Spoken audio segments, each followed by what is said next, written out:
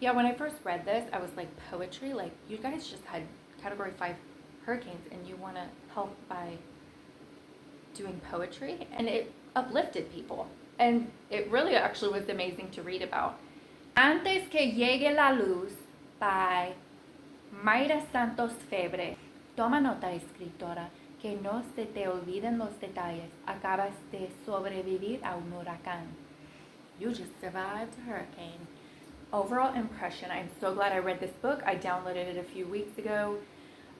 It is about time I read this book. It really makes me think about what it would be like if I were hit with a hurricane or other natural disaster, or if our systems in place ever collapse. Hearing accounts of what people in Puerto Rico went through during and after the hurricanes in 2017 opens my eyes a little more also to the world, how the world is in general. Synopsis. For decades, maybe 30 years, the people of Puerto Rico were routinely warned of incoming hurricanes, only to stock up on supplies and then learn that the storm had bypassed them. So in 2017, when 2 Category 5 hurricanes swept through, of course people were not prepared for the devastation that it caused. Rivers flooded, bridges and roadways collapsed, and many people lost their homes. Afterward, the power outages meant no communication, and everyone was left without any word of when help would arrive or how bad things were elsewhere on the island. People lined up for gas to power their generators and cars, but sometimes their generators only lasted a few days. People ran out of ice for their meds and food.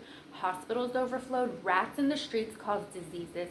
Many people banded together while some were isolated, either caring for sick loved ones or, like, for example, this one little community was isolated and they were dehydrated and everything, and people passed away, and elsewhere on the island people passed away. Morale was low for many people, and people lived in schools and hotels. There are many accounts in this book of what people went through that it's just impossible to summarize. So even after, right, like the initial devastation, the initial storm sweeps through, then they don't have communication. Some people don't have access to food, but when they do and they're physically safe and they have food, when is help going to come? What's going on? Nobody knew. And so morale was very low on top of the actual devastation and the tragedies. Mayra Santos-Febres, she's the author. She was an established writer at the time, and I think she was new in social work, I think.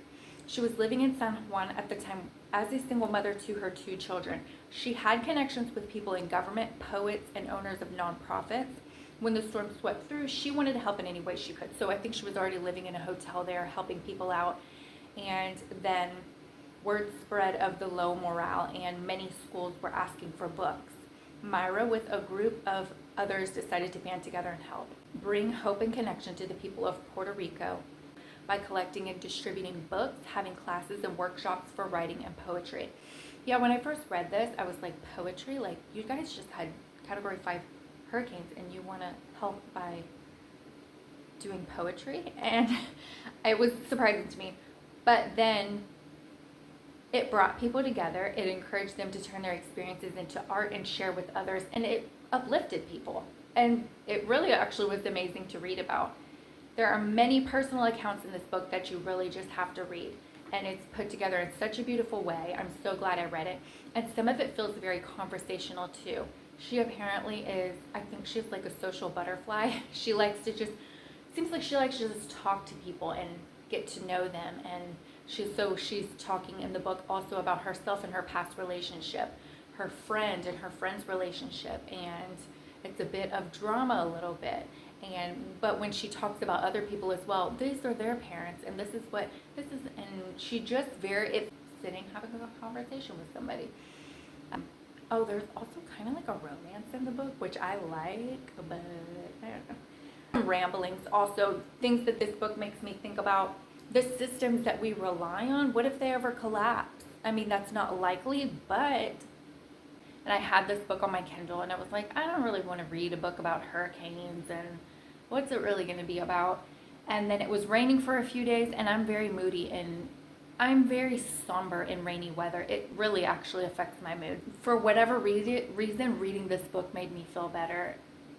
Doesn't make any sense. It just, because when I would look out at the rain outside, then I would think about the scenarios in this book, and I don't know why, Antes que llegue la luz by Mayra Santos-Febres.